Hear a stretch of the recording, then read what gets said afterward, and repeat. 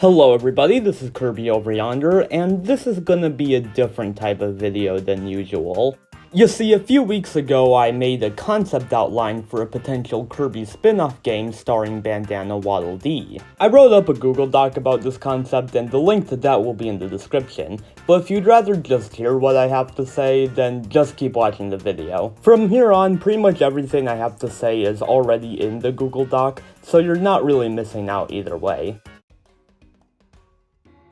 Introduced in 1996's Kirby Superstar in the Megaton Punch minigame, Bandana Dee is a mainstay in the Kirby series. He made his playable debut in 2010's Kirby's Return to Dreamland, and has had a role in almost every main series game since, and even a few spin-offs. He's truly proven himself over the years, rising from just another Waddle Dee to a true warrior and essentially the Luigi or Diddy Kong of the Kirby series.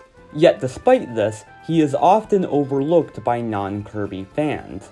He's often labeled as just a Goomba with a hat, and for some reason he's still not in Smash Bros. I was thinking about this.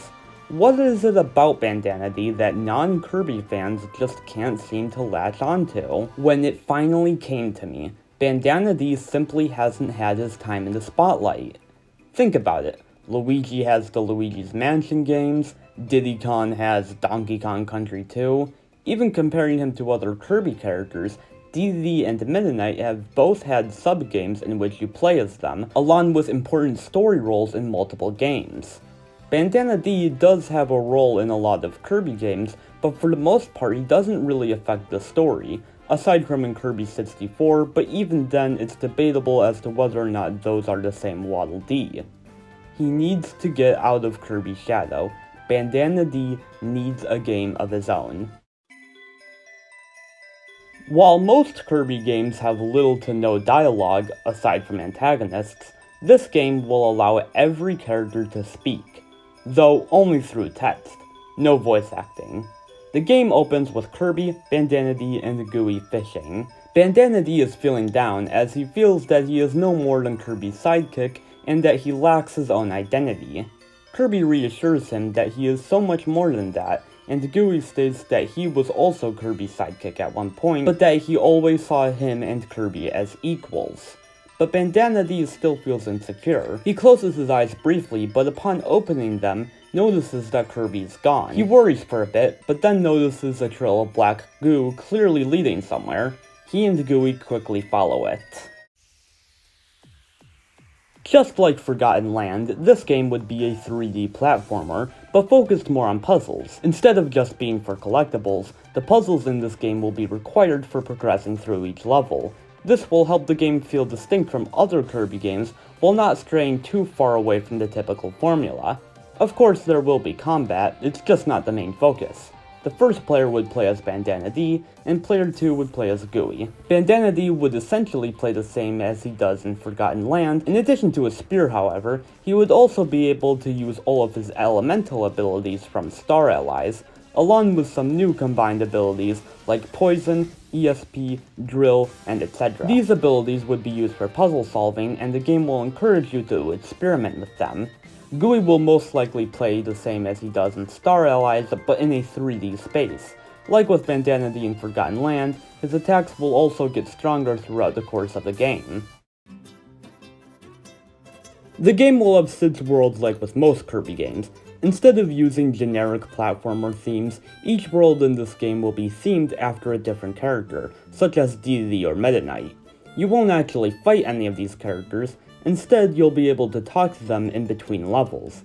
Some of these will take inspiration from other Kirby games, but by taking place in a 3D space and being focused on puzzle solving, will still feel fresh. There will also be collectible bandanas with different colors and patterns in every level that Bandana Dee can wear as a customization option. Some of them will just be different colors, but others will have unique patterns that reference other Kirby games.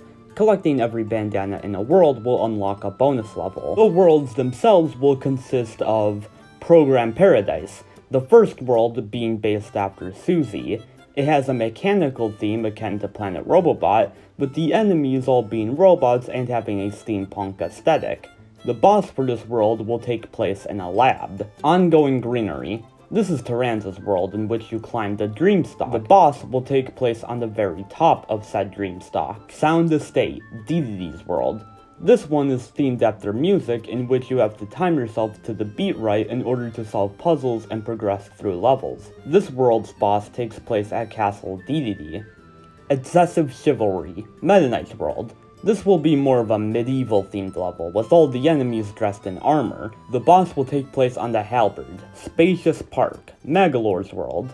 This one takes place in one of his theme parks, similar to World 3 of Forgotten Land, but with more of a sci-fi theme. You will fight the boss on Lord Starcutter. Secret Land, the only world not themed around a character. This one will have a muted black/gray aesthetic with very eerie-sounding music. Bandana D and Gooey finally catch up with the group, only to find dark matter and a scared Kirby. Dark matter possesses Kirby and grows huge. Bandana D has to do something he hasn't done in a long time: fight Kirby. Kirby uses a bunch of different copy abilities and will even try to inhale Bandana D. Once Kirby is beaten, dark matter is spewed out of him. Bandana D wakes Kirby up and the three reunite. The reunion is cut short, however, when 03 appears. He is similar to 0 and 02 appearance-wise, but is huge in comparison, taking up the entire background. Bandana D, Gooey, and Kirby get on a warp star as Kirby gives Bandana D the wand he used to defeat Zero back in Dreamland 3. We have now entered World 7, Entranced Dreamland. The trio rides on the warp star, shooting the wand at 03, slowly depleting his health. At the same time, 03 is shooting lightning and blood at you, with planets being destroyed in the background. Once his health is depleted, you ride up above him. Bandana D jumps off the warp star, performing a Megaton punch on him, completely destroying him. Once the three get back home, they see statues of Bandana D and Gooey built by some Waddle Dees. Bandana D finally feels like the hero that he is. He wants to thank everyone, but is so tired that he immediately falls asleep. Kirby gives him a blanket and lays down next to him. Once you beat the main game, you will unlock an arena mode, like with most Kirby games. Once you beat that, you will unlock a true arena that will include secret bosses.